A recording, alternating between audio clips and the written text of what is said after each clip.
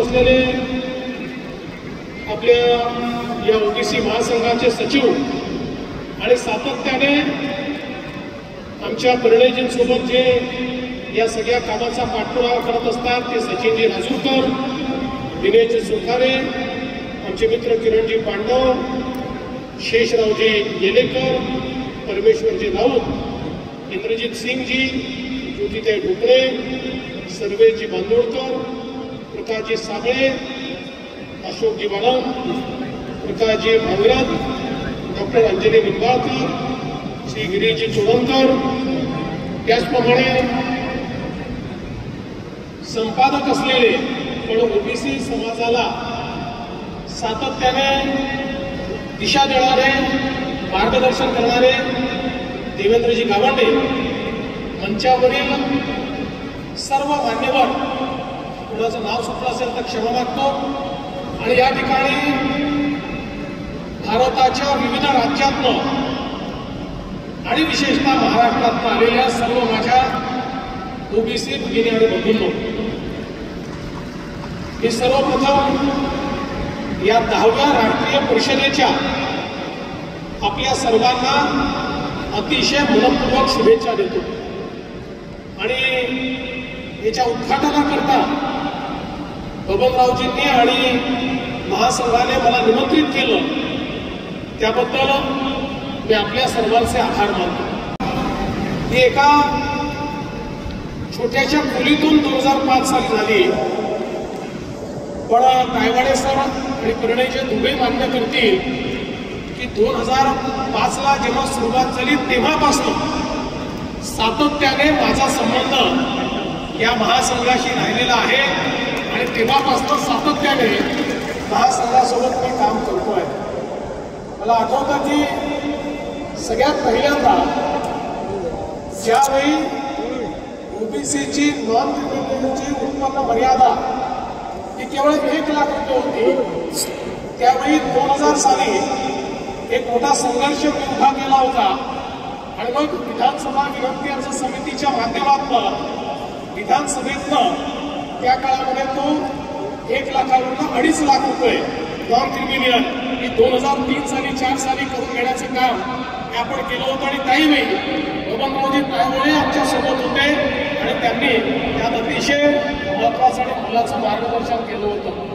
आणि म्हणून माझा संबंध ओबीसी चळवळीशी, ओबीसी महासंघाशी हा गेल्या 25 वर्षाचा संबंध आहे. आणि सातत्याने मी हे मानणाऱ्यांपैकी आहे की जोपर्यंत आमच्या ओबीसी समाजाला प्रगतीच्या मुख्य धारेमध्ये आपण आणत नाही तोपर्यंत आपला जे आहे हे स्वप्न आपल्याला पूर्णपणे या ठिकाणी पूर्ण करता येणार नाही. आणि म्हणूनच सातत्याने ओबीसी समाजाच्या ज्या काही मागण्या आहेत, ज्या काही अडचणी आहेत, या अडचणींच्या संदर्भात अनेक वर्ष या संघर्षामध्ये मी सातत्याने सामील होतो. आणि ज्यावेळी मुख्यमंत्री म्हणून, उपमुख्यमंत्री म्हणून, पुन्हा मुख्यमंत्री म्हणून काम करण्याची संधी मिळाली, त्यावेळी मिळालेल्या संधीचा उपयोग करून ओबीसी समाजाकरता जे काही चांगले निर्णय करता येतील ते निर्णय सातत्याने घेण्याचा प्रयत्न या ठिकाणी केला. मला अतिशय आनंद आहे की जवळपास राज्यामध्ये ओबीसी समाजाच्या हिताचे 50 निर्णय हे या ठिकाणी घेण्याची संधी मला मिळाली आणि आपण ते घेतले. आणि या सगळ्या प्रक्रियेत जरी निर्णय घेण्याचं श्रेय आमचं असेल, पण हे निर्णय करून घेण्याचं श्रेय जर कोणाचं असेल तर ते राष्ट्रीय ओबीसी महासंघाचं श्रेय आहे. बबनरावजींच्या नेतृत्वामध्ये या ठिकाणी परिणयजी असतील किंवा आमचे सचिनजी असतील, पूर्ण ही जी टीम आहे, या टीमने इतका सातत्याने या सगळ्या गोष्टींचा पाठपुरावा केला की त्यामुळे एक निर्णय आम्ही घेत गेलो. आणि मला या गोष्टीचा आनंद आहे की केवळ कागदावर निर्णय राहिले नाही, मागे पुढे झाले असतील, कदाचित काही कमी झालं असेल, काही अधिक झालं असेल, पण घेतलेला एक निर्णय हा आपण पूर्ण करण्याचं काम केलं. आणि सगळ्यात महत्त्वाचा म्हणजे हॉस्टेलचा जो निर्णय होता, अतिशय कठीण काम होतं, पण आता आपण जवळपास 54 हॉस्टेल सुरू केले आहेत. उरलेल्या हॉस्टेलही आता सुरू होत आहेत आणि निश्चितपणे मला विश्वास आहे की आमच्या ओबीसी समाजाच्या मुलींना शिक्षणाकरता त्या ठिकाणी हॉस्टेल असेल किंवा ज्यांना हॉस्टेल मिळत नाही त्यांच्याकरता आपण 60,000 रुपये त्यांना देण्याची योजना सुरू केली. ती योजना असेल, या योजनेच्या माध्यमातून आमच्या मुलांकरता शिक्षणाची दारं आपण खुली केली. यासोबत आपल्या ओबीसी विद्यार्थ्यांकरता पहिल्यांदा परदेशी शिष्यवृत्ती आपण सुरू केली आणि आज मोठ्या प्रमाणात आपली मुलं परदेशात देखील शिकतायत. अर्थात आता महासंघाची मागणी आहे की याचा थोडा विस्तार केला पाहिजे, अधिक विद्यार्थ्यांना त्या ठिकाणी पाठवलं पाहिजे. नजीकच्या काळात जरूर त्याचाही विचार आपण हा निश्चितपणे करू.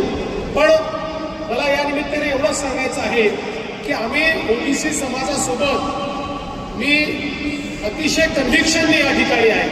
माझ्याकरता ओबीसी समाजासोबत राहणं हा काही कुठल्याही राजकीय फायद्याकरता मतांकरता विषय नाही, तर माझं एक कन्व्हिक्शन आहे की या देशातला ओबीसी समाज हा या देशाच्या पाठीचा कणा आहे. या समाजाने या देशाच्या संपूर्ण जडणघडणीमध्ये पायव्याचं काम केलेलं आहे आणि ओबीसी समाजातल्या विविध जातींनी आमच्या 12 बलुतेदारांनी ज्या प्रकारे आपल्या देशामध्ये आपला गावगाडा चालवण्यामध्ये या ठिकाणी काम केलेलं आहे, आज आपल्या सरकारला आणि देशाला त्यांच्या पाठीशी उभं राहावं लागेल.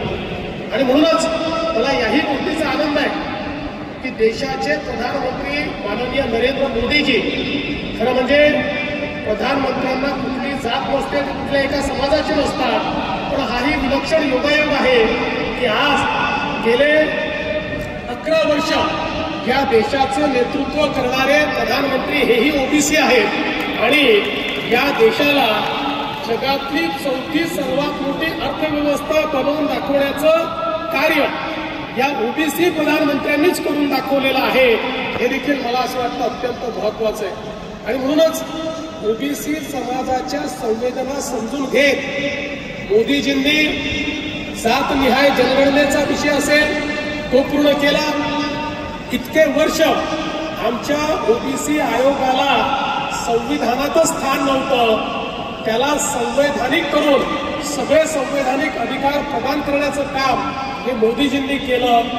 आमच्या मुलांना केंद्र सरकारच्या आरक्षणामध्ये त्या ठिकाणी डॉक्टर होण्याकरता आरक्षण मिळत नव्हतं, ते आरक्षण मिळवून देण्याचं काम मोदीजींनी केलं.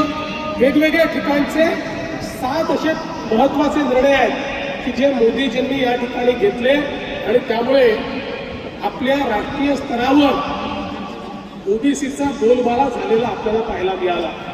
आणि एवढंच नाही तर स्वातंत्र्योत्तर काळामध्ये सर्वाधिक ओबीसी मंत्री असलेलं मंत्रिमंडळ हे मोदीजींनी स्थापन केलं आणि पूर्ण देशातल्या ओबीसी समाजाला आपल्या मंत्रिमंडळामध्ये स्थान देण्याचं काम त्यांनी केलं. आणि म्हणून मला या निमित्ताने हेच सांगायचं आहे की या समाजाच्या प्रती आमचं कमिटमेंट आहे.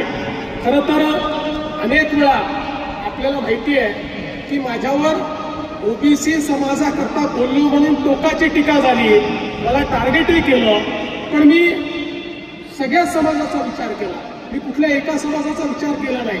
पण त्याच वेळी जर ओबीसी समाजाला एखाद्या गोष्टीची आवश्यकता आहे तर त्या गोष्टीचं प्रतिपादन करणं, त्या गोष्टीचा निर्णय घेणं हे कधीच मी चुकीचं मानत नाही. त्यामुळे मला कितीही टार्गेट केलं तरीही ओबीसी समाजाच्या हक्कांकरता मी त्या ठिकाणी लढत राहणारच आहे. मी कधीही ती लढाई थांबू देणार नाही. 22 साली ते खंडित स्वरूपात आपल्याला प्राप्त झालं होतं, पण आपण त्याची लढाई सर्वोच्च न्यायालयात लढलो आणि मला सांगताना आनंद वाटतो की सर्वोच्च न्यायालयाने आपलं म्हणणं मान्य केलं आणि संपूर्ण 27% ओबीसीचं आरक्षण हे महानगरपालिका, नगरपालिका, नगरपंचायती, जिल्हा परिषद आणि ग्रामपंचायतमध्ये परत करण्याचं काम हे माननीय सर्वोच्च न्यायालयाने केलं. काही मतभ्रष्ट लोक त्याच्या विरुद्ध पुन्हा कोर्टात गेले आणि कोर्टाला त्यांनी सांगितलं चुकीचं होत आहे, हे तुम्ही करू नका.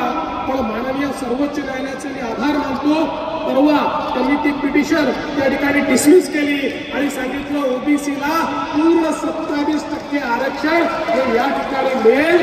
आणि मला असं वाटतं एक महत्वाचा निर्णय हा आपण या निमित्ताने करू शकलो. आणि म्हणून आज मी पुन्हा एकदा आपल्याला हे आश्वस्त करण्याकरता आलो आहे. खरं म्हणजे मागच्या काळामध्ये आपण ज्या ज्या मागण्या केल्या त्या मागण्या पूर्ण करण्याचा प्रयत्न आपण केला. आता आज पुन्हा नवीन मागण्या आलेल्या आहेत. समाजाचं कार्य असंच असलं पाहिजे. समाजाचे नेते हे जर सॅटिस्फाय झाले तर समाजाचं कल्याण होत नाही. त्यामुळे एक मागणी मान्य झाली की दुसरी मागणी मानलीच पाहिजे. त्यामुळे आज पुन्हा एकदा बबनरावजींनी 76 मागण्या मांडलेल्या. या 76 मागण्यांपैकी मला असं वाटतं 24 मागण्या केंद्र सरकारच्या आहेत. त्या हंसराज भैयांच्या मार्फत आपण केंद्र सरकारकडे पाठवू. जवळपास 26-25 मागण्या राज्य सरकारच्या महाराष्ट्राच्या आहेत. त्याच्यावर मी काम करेन. मी तुम्हाला आश्वस्त करतो. तुम्हाला माहिती आहे यापूर्वी मी जितके वेळा सांगितलं मी त्या पूर्णही करतो आणि तुम्हाला कळवतो देखील आणि तुम्हाला सोबत घेऊन प्रत्येक वेळी पूर्ण करतो. त्यामुळे या 25 मागण्यांकरता मी असेल, आमचे शिंदेसाहेब असतील, अजितदादा असतील, आम्ही तुम्हाला एक गोष्टीची या ठिकाणी शाश्वती देतो. 300 कोटी 400 कोटी तुम्ही काही चिंता करू नका. किती दिसत आहेत दर अधिवेशनात आम्ही पुरवणी मागण्यांच्या माध्यमातून पैसे देतो. त्यामुळे कुठेही ओबीसी समाजाकरता निधीची कमतरता आम्ही पडू देणार नाही. त्याला जे काही पैसे लागतील ते आपण निश्चितपणे त्या ठिकाणी देऊ आणि या मागण्या आपण पूर्ण करू. आणि जवळपास 25 मागण्या या तुम्ही गोवा सरकारकरता देखील दिलेल्या आहेत. त्यामुळे गोव्याचे आमचे मुख्यमंत्री डॉक्टर प्रमोद सावंत हे अधिवेशन संपवून या ठिकाणी येणार आहेत. ते माझे मित्र देखील आहेत. त्यामुळे आपल्या वतीनं या मागण्या त्यांच्यापर्यंतही पोहोचवण्याचं काम आपला दूत म्हणून या ठिकाणी मी निश्चितपणे करेन.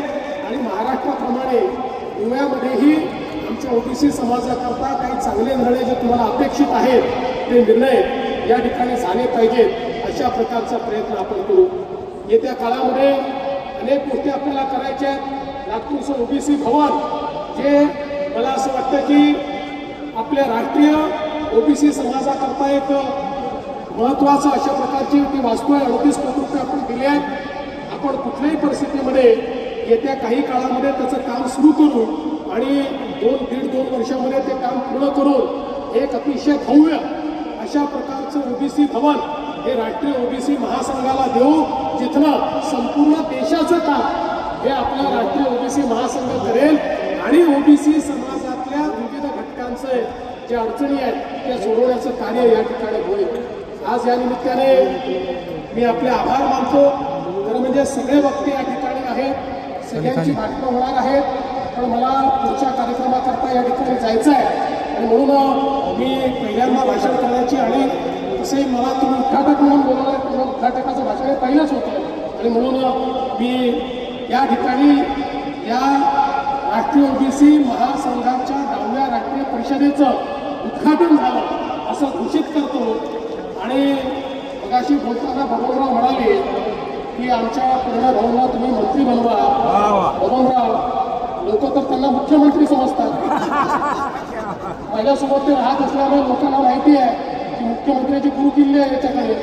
तुम्ही त्याला डिमोशन करायला निघाले पण जरूर त्यांचा भविष्यात चांगला विचार होईल. मी पुन्हा एकदा आपल्या सर्वांचं या ठिकाणी मनपूर्वक अभिनंदन करतो. आमचे सगळे सहकारी नागपूरचे या ठिकाणी उपस्थित आहेत. त्यांचंही मी मनापासून धन्यवाद देतो. कारण आमच्या सगळ्या ओबीसी चळवळीत माझ्यासोबत राहिलेली सगळी मंडळी आहे. त्यांचेही मनापासून आभार मानतो. पुन्हा एकदा आपल्या सर्वांचे आभार मानून माझं बोलणं संपवतो. धन्यवाद. जय हिंद, जय महाराष्ट्र, जय ओबीसी.